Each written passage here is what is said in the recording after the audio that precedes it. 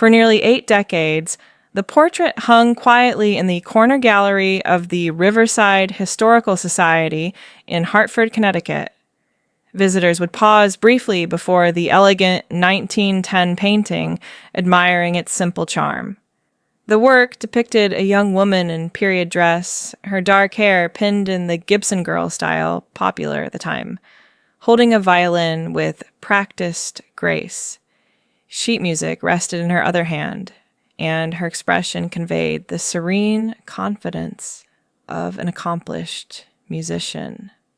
The brass nameplate below simply read, "Portrait of a young lady, artist unknown, circa 1910. The painting had been donated in 1943 by the estate of a local family, the Whitmores, along with several other period pieces. For generations of museum visitors, it represented nothing more than a window into the refined cultural life of early 20th century New England. The brushwork was competent, the subject matter conventional, and the overall composition pleasantly unremarkable. It was, by all appearances, exactly what it seemed to be. That perception would change dramatically on a crisp October morning in 2019 when conservator Helena Morrison arrived at the museum to begin routine maintenance on several pieces in the permanent collection. Helena had been working in art restoration for over 15 years, and her trained eye immediately noticed something that had escaped casual observation for decades. The surface of the portrait showed subtle irregularities in the paint application, barely perceptible variations in texture that suggested the presence of underlying layers. Helena carefully transported the painting to her conservation studio, where she began the meticulous process of examination under specialized lighting. What she discovered would transform a simple portrait into one of the most intriguing historical mysteries the museum had ever encountered. Advanced imaging techniques revealed clear evidence that the original canvas had been painted over, with particular attention paid to obscuring something in the area where the sheet music was depicted. The discovery sent a ripple of excitement through the small but dedicated staff of the Historical Society. Helena consulted with museum director Dr. Margaret Whitfield, and together they decided to proceed with careful, non-destructive techniques to uncover what lay beneath the surface. Using solvents and microscopic tools, Helena began the painstaking process of removing the top layer of paint, working millimeter by millimeter to avoid damaging whatever original image might lie below. As the weeks progressed, an unsettling detail began to emerge. The sheet music the young woman held was not the generic musical notation they had expected to find. Instead, the original composition had been deliberately and completely obscured by a later artist, painted over with such care that it suggested the concealment had been intentional rather than artistic revision. The mystery deepened when Helena realized that the covering had been done by the same hand that created the original portrait, using identical paint composition and technique. Recognizing that she needed expertise beyond her own specialized knowledge, Helena reached out to Dr. Benjamin Ashworth, a historian at Yale University who specialized in early 20th century American cultural societies and political movements. Benjamin had spent his career researching the lesser-known aspects of the progressive era, particularly the various reform movements and secret societies that flourished during that turbulent time in American history. When Benjamin examined the partially revealed sheet music under magnification, his excitement was immediately apparent. The faint musical notation that Helena had uncovered was unlike anything from conventional compositions of the period. The symbols were arranged in patterns that seemed deliberately cryptic, with unusual markings and notations that bore no resemblance to standard musical scores of the era. Working together, Helena and Benjamin made a startling realization. The symbols were not conventional musical notes at all. They appeared to be a form of elaborate cipher, a coded message disguised as sheet music. Benjamin had encountered similar cryptographic systems in his research, but never in the context of a formal portrait. The discovery suggested that the young musician in the painting was connected to something far more significant than a simple musical performance.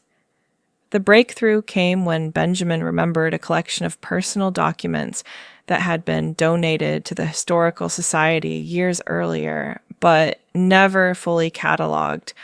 Among these papers were the private journals of one Cornelius Blackwood, a Hartford resident who had been active in various social and political circles during the 1910s.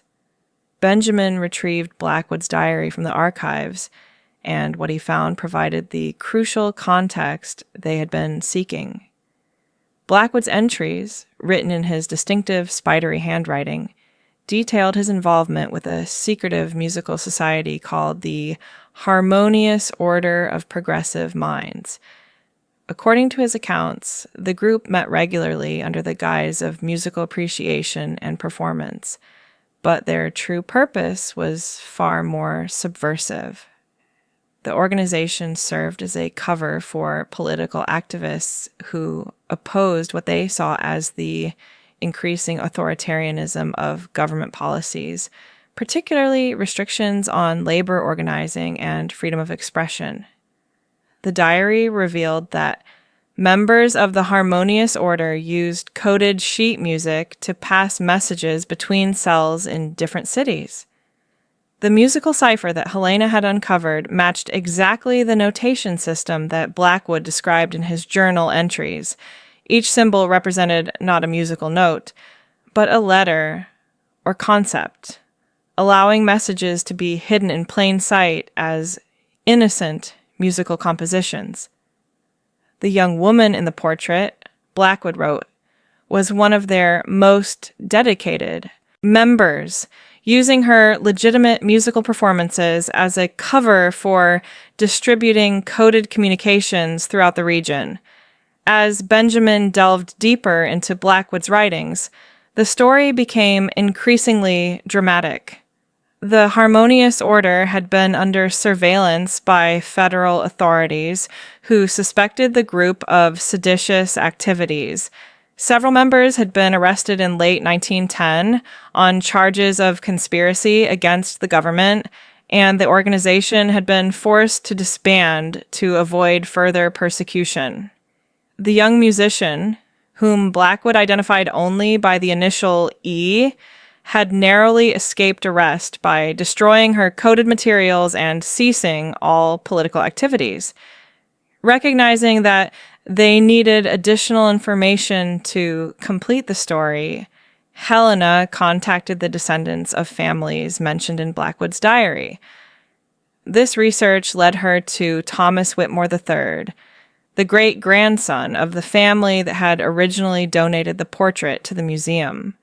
Thomas lived in Boston and worked as a professor of American literature, but he had maintained an interest in his family's local history. When Helena explained the discoveries about the portrait, Thomas was initially skeptical.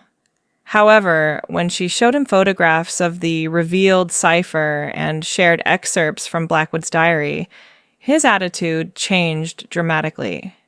Thomas revealed that he possessed a collection of family papers that had never been donated to the museum, including correspondence from his great-great-grandfather, who had been an artist working in Hartford during the relevant period.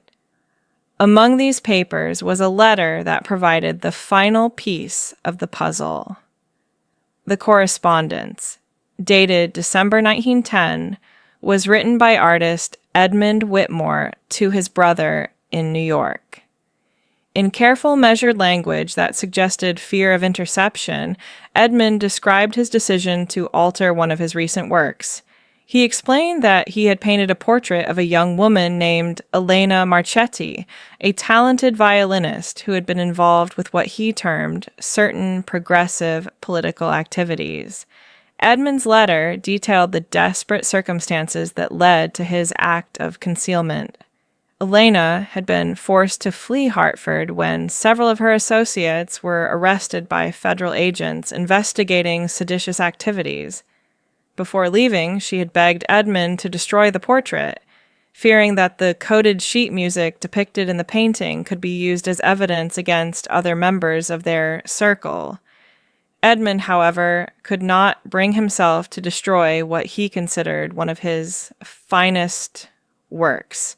Instead, he made the difficult decision to paint over the incriminating sheet music, replacing Elena's coded composition with generic musical notation that would attract no attention from authorities. The letter revealed his internal struggle over this choice, as he recognized that he was erasing an important part of the portrait's meaning and historical significance. Yet he also understood that preserving Elena's secret was more important than maintaining artistic integrity. The letter provided additional details about Elena Marchetti herself. She'd been a classically trained violinist who performed regularly at society functions throughout Connecticut, using these legitimate appearances as opportunities to distribute coded messages to other members of the harmonious order. Her musical talent provided perfect cover for her political activities, as few would suspect a young woman performing classical compositions of engaging in seditious conspiracy. Edmund's correspondence also revealed the broader context of the government crackdown that forced the concealment. The progressive era, despite its reputation for reform, had also seen increasing restrictions on political dissent, particularly activities that challenged business interests or advocated for radical social change. The harmonious order's opposition to what they viewed as corporate control of government had made them targets of federal investigation, leading to the arrests and disbanding that Edmund described. With all the pieces of the story finally assembled, Helena completed the restoration process with new understanding of the portrait's significance. The revealed sheet music, with its intricate cipher symbols, told a story of courage, creativity, and sacrifice that had remained hidden for over a century. Elena Marchetti emerged not as a simple musician, but as a political activist who had risked her freedom to advocate for social justice through innovative forms of resistance. The restoration team decided to present the portrait in a way that honored both its artistic merit and its historical importance. The painting was displayed with accompanying documentation that explained the circumstances of its creation and concealment, including excerpts from Blackwood's diary and Edmund Whitmore's letter. Visitors could now understand the portrait not merely as an elegant period piece, but as a document of political courage and the lengths to which people would go to protect one another during times of government oppression. The revelation transformed the Riverside Historical Society's understanding of their collection and the local history it represented. What had seemed like a simple portrait of a young musician was revealed to be a complex artifact of political resistance, artistic integrity, and personal sacrifice. The cipher on Elena's sheet music became a symbol of the creative ways that dissidents throughout history have hidden their messages in plain sight, using art and culture as vehicles for dangerous ideas. The story also highlighted the often overlooked role of women in early 20th century political movements.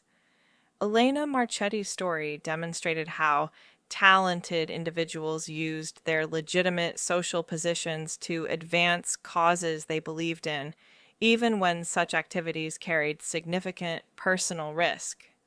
Her musical performances became acts of rebellion, transforming concert halls and private gatherings into networks of political communication.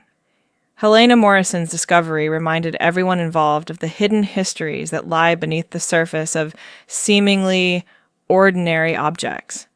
The portrait's journey from political statement to concealed document to historical artifact illustrated how art can serve multiple purposes across time, adapting to changing circumstances while preserving essential truths for future generations to discover. Today, the portrait of Elena Marchetti hangs in the Riverside Historical Society with its true story finally told. The revealed cipher on her sheet music serves as a testament to the ingenuity of political resistors and the artists who supported them. Visitors no longer see simply an elegant young musician, but a brave woman who used her talents to fight for justice, and an artist who risked his reputation to protect her memory. The restoration of the single painting opened new avenues of research into the harmonious order of progressive minds and similar organizations that operated during the progressive era.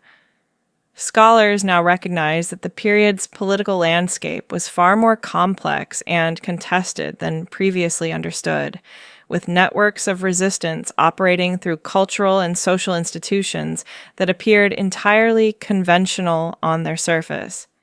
Further investigation revealed additional layers to Elena Marchetti's story that deepened appreciation for her courage and the sophistication of the harmonious order's operations. Benjamin Ashworth's continued research uncovered evidence that Elena had fled Hartford not to escape persecution, but to establish similar resistance networks in other cities. Immigration records showed that she had traveled to Chicago under an assumed name, where she performed with the Chicago Symphony Orchestra while secretly organizing musicians into political action groups. The cipher system itself proved to be more sophisticated than initially realized. When cryptography experts at the National Security Agency examined photographs of the revealed sheet music, they discovered that the symbols operated on multiple levels simultaneously. Not only did they spell out specific messages, but the musical intervals between notes contained additional coded information about meeting locations and times. This dual encoding system demonstrated a level of operational security that impressed even modern intelligence professionals. Helena Morrison's restoration work also revealed microscopic details that provided insight into Elena's personality and artistic abilities. Hidden beneath layers of paint were subtle corrections and refinements to the musical notation, suggesting that Elena had personally supervised the portrait's creation to ensure the cipher's accuracy. These tiny modifications, invisible to the naked eye but clear under magnification, showed an attention to detail that reflected both her musical precision and her commitment to the political cause. The discovery sparked interest from museums across New England, several of which began examining their own collections for similar hidden messages. 3 additional portraits from the same period were identified as potentially containing coded information, though none proved as dramatically revealing as Elena's. The phenomenon highlighted how art had served as a communication medium for political dissidents, long before modern electronic surveillance made such methods necessary. The portrait's revelation also prompted deeper investigation into Edmund Whitmore's other works.